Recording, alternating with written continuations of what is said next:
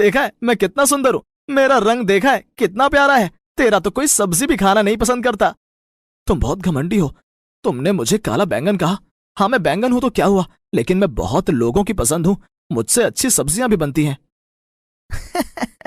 एक दो लोग मुझे पसंद करते और मुझे देख मेरी सब्जी बनती है, मेरी बर्फी बनती है, मेरी मिठाइयाँ बनती है। मैं सेहत के लिए इतना अच्छा हूँ कि लोग बाग मुझे सुबह सुबह पीसकर पीना पसंद करते हैं।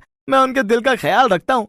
सभी सब्जियों के बीच में बैंगन को अपने बारे में ऐसा बुरा बुरा सुनकर बहुत बुरा लग रहा था कि तभी वहां पर एक बड़ा सा कद्दू आता है और उन दोनों को डांट कर चुप करा देता है।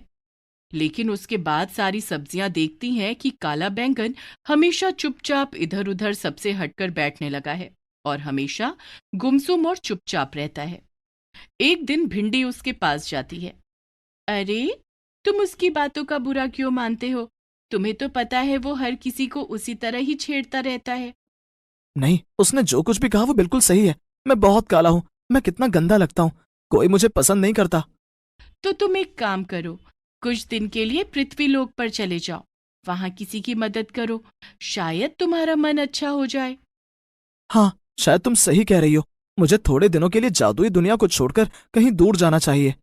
यहाँ पृथ्वी पर राजू एक बहुत ही गरीब बच्चा था। उसके दादा दादी दोनों बहुत मेहनत करते, लेकिन फिर भी उनके घर में गुजारे के लायक ही कुछ हो पाता था। उनका घर दिखने में बहुत ही छोटा और गंदा था।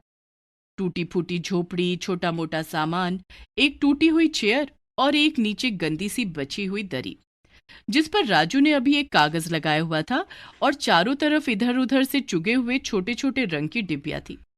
आज मैं सब्जियों के राजा का फोटो बनाता हूँ, वो गोल गोल बैंगन जिसके सर पर हमेशा हरे रंग का ताज होता है। तब तक दादा दादी भी घर आ जाएंगे। राजू के माता पिता नहीं थे, वो अपने दादा दादी के साथ रहता था।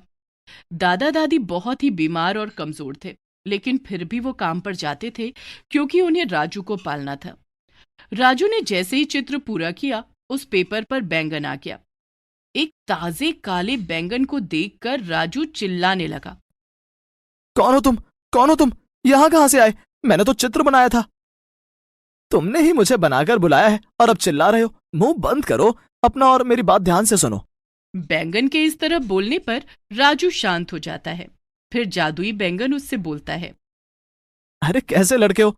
खुद ही चित्र बना रहे थे कि सब्जियों के राजा का चित्र बनाता हूँ, और जो चित्र बनाया है और मैं आ गया तो चिल्ला रहे हो। सुनो, मैं एक जादुई बैंगन हूँ। क्या सचमुच में तुम जादुई बैंगन हो? हाँ हाँ, मैं सच में ही जादुई बैंगन हूँ और मैं सब्जी की जादुई दुनिया से आया हूँ। और तुम्हारा घर कितना गंदा है, मैं कहाँ बैठूं? तभी राजू उसके लिए एक जगह साफ करता है। बैंगन वहां जाकर बैठ जाता है। उफ, कितनी बुरी बात है। तुमने अपने घर को कितना गंदा बना रखा है, और तुम अकेले क्यों हो? तुम्हारे घर के बाकी सदस्य कहाँ पर हैं? राजू एकदम से चुप हो जाता है और हाथों पर लगे हुए रंगों को हाथों से ही छुड़ाते हुए जादुई बैंगन से रुआंसी आवाज में बोलता है। मेरे दादा दादी बहुत बूढ़े हैं। वो लोग बाहर काम कर कर आते हैं तो बहुत थक जाते हैं, इसलिए घर का काम इतना नहीं कर पाते। और मैं तो अभी छोटा हूँ, मुझे तो कोई काम आता ही नहीं है। और तुम्हारे माता पिता कहाँ पर हैं? वो तो भगवान के पास हैं। दादी कहती हैं कि भगवान ने उन्हें अपने पास बुला लिया है, अब वो कभी वापस नहीं आएंगे। ये सुनकर जादुई बैंगन को बहुत बुरा लगता है। तभी उसके दादा दादी घर आते हैं। दादी आ गई, दादा आ गए। कैसा है राजू? परेशान तो नहीं हुआ बेटा? रुक, थोड़ी देर आराम कर लूं, फिर तेरे लिए खाना बनाती हूँ। जादुई बैंगन देखता है कि दोनों काफी बूढ़े हो चुके थे और उन्हें अच्छे से दिखाई भी नहीं दे रहा था। क्यों रे राजू, ऐसे क्यों खड़ा है? क्या हो गया है? राजू हाथ के इशारे से बैंगन की तरफ दिखाता है। ये बैंगन कहाँ से ले आया? कैसे हो दादाजी? दादाजी, मैं हूं एक जादुई बैंगन। आपके राजू ने चित्र बनाया और मुझे यहाँ आना पड़ा, लेकिन आप लोगों की हालत देखकर मुझे लगता है कि मुझे बहुत पहले ही यहाँ आ जाना चाहिए था। बैंगन को बोलता हुआ देखकर दादा दादी दोनों घबरा जाते हैं। अब आप लोग मुझसे डरने मत लग जाना। मैं सच कह रहा हूँ, मैं जादुई दुनिया से आया हूँ और एक जादुई बैंगन हूँ, और आप लोगों की हालत देखकर मुझे बहुत अफसोस हो रहा है। फिलहाल तो हम सब लोग पहले खाना खाते हैं, इसलिए सब यहाँ से हट जाओ। मैं इस जगह को अच्छा बना देता हूँ। तभी जादुई बैंगन से रोशनी निकलने लगती है और वहां पर एक साफ सुथरा डाइनिंग टेबल आ जाता है, जिस पर अच्छा अच्छा खाना लगा होता है। दादा दादी और राजू तीनों ये देखकर हैरान हो जाते हैं। फिर जादुई बैंगन उन लोगों को अच्छा बना देता है। सुंदर कपड़े, एकदम जवान दादा दादी। वो अपने आप को देख रहे थे कि तभी जादुई बैंगन बोलता है, चलो जल्दी से बैठो, बहुत जोरदार भूख लगी है। अरे, मैं तो दिखने में पहले जैसी जवान और सुंदर दिखाई दे रही हूँ। मैं भी तो कुछ कम दिखाई नहीं दे रहा। मेरे जवान दादा दादी, मेरे जवान दादा दादी। बस तुम लोग इतने से खुश हो गए। चलो पहले खाना खाओ, फिर तुम्हें मैं जादू दिखाता हूँ। सभी लोग हंसकर खाना खा रहे थे। तभी बातों बातों में जादुई बैंगन दादा दादी से पूछता है कि अगर उन्हें एक सुंदर घर चाहिए तो कहाँ पर होना चाहिए। तो दादी कहती है, समंदर के पास होना चाहिए, ताकि मैं रोज समंदर को देख सकूं। हाँ हाँ, कितना अच्छा होगा। पर मैं वहां पर फिशिंग कर सकूंगा, और मैं अपने दोस्तों के साथ समुद्र किनारे खेला करूंगा और बहुत सारे मोती इकट्ठे करूंगा। तो फिर ठीक है, हम लोग समुद्र के किनारे एक घर बना देते हैं। इस घर में से जो जो भी तुम्हें अपने साथ रखना है वो रख सकते हो। क्या तुम सच कह रहे हो? हमारे पास इतना सुंदर घर होगा? आप लोगों के पास पूरे 10 मिनट हैं। इस घर में से जो जो अच्छी चीजें तुम्हें पसंद है वो रख लो, और हम लोग जा रहे हैं अब अपने नए घर पर। थोड़ी ही देर में वो तीनों समंदर के किनारे एक सुंदर से बड़े घर में पहुंच जाते हैं, जहां पर सब सारी सुख सुविधाएं थी। नौकर चाकर गाड़ी थी।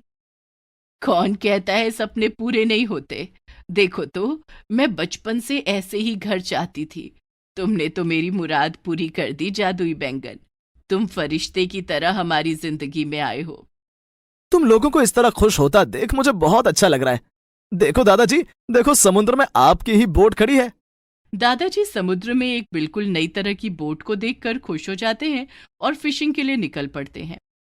मुझे तो अभी तक अपनी आंखों पर यकीन नहीं हो रहा कि सब कुछ इतना जल्दी बदल गया है। अब तुम बताओ राजू, तुम्हें क्या चाहिए? चलो हम दोनों समुद्र के किनारे खेलने चलते हैं। तभी जादुई बैंगन जोर जोर से हंसने लगता है, और जादुई बैंगन की जगह एक आदमी आ जाता है, जिसके सर पर हरे रंग की टोपी और उसके कपड़े बैंगनी होते हैं। आप लोगों की दुनिया कितनी प्यारी है, मुझे तो लग रहा है कि मैं यहीं रह जाऊं। तो क्या तुम हमारे साथ नहीं रहोगे? तुम जाने की सोच रहे थे? नहीं नहीं, अभी तुम्हें हमारे साथ रहना होगा। अरे हाँ भाई, इतनी जल्दी कहीं जाने की जरूरत नहीं है। अभी कुछ दिन हमारे साथ रहो। अच्छा एक बात बताओ, तुम जाओगे तो क्या ये सब कुछ ले जाओगे?